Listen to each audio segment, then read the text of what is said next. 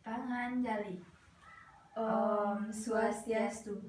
Perkenalkan, nama saya Nilih Putu Listia Dewi, nomor absen 27. Saya Putu Yuli Purnasari, nomor absen 37, dari kelas 11 MIPA 5. Di sini kami akan membahas tentang mekanisme penyusunan APBN. Apa itu APBN? APBN adalah singkatan dari Anggaran Pendapatan dan Belanja Negara. APBN merupakan suatu daftar yang memuat rincian pendapatan dan pengeluaran suatu negara dalam kurun waktu tertentu, biasanya 1 tahun. APBN sendiri memiliki fungsi, antara lain fungsi otorisasi, fungsi pengawasan, fungsi perencanaan, fungsi alokasi, fungsi distribusi, dan fungsi stabilisasi.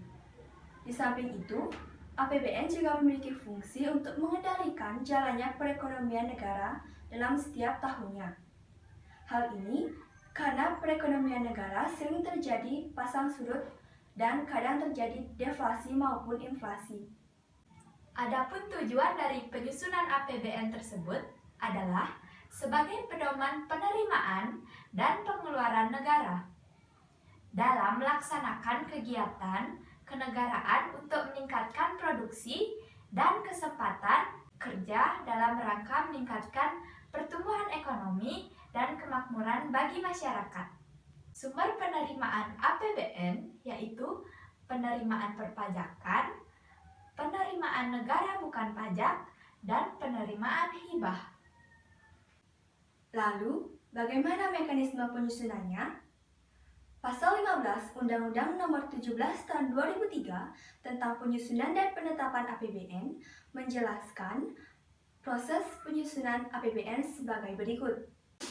Pertama-tama, tiap departemen, lembaga, dan semua organisasi yang dibiayai oleh keuangan negara mengajukan usul atau rencana penerimaan dan pembiayaan kepada Presiden. Selanjutnya, pemerintahan pusat atau Presiden mengajukan rancangan undang-undang tentang APBN disertai nota keuangan dan dokumen-dokumen pendukungnya kepada Dewan Perwakilan Rakyat pada bulan Agustus tahun sebelumnya. Pembahasan rancangan undang-undang tentang APBN dilakukan secara bersama-sama sesuai dengan undang-undang yang mengatur susunan dan kedudukan Dewan Perwakilan Rakyat. Dewan Perwakilan Rakyat dapat mengajukan usul yang mengakibatkan perubahan jumlah penerimaan dan pengeluaran dalam rancangan undang-undang tentang APBN tersebut.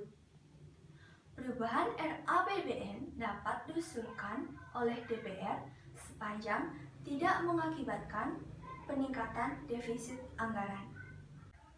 Pengambilan keputusan oleh Dewan Perwakilan Rakyat mengenai rancangan undang-undang tentang APBN dilakukan selambat-lambatnya 2 bulan sebelum tahun anggaran yang bersangkutan dilaksanakan.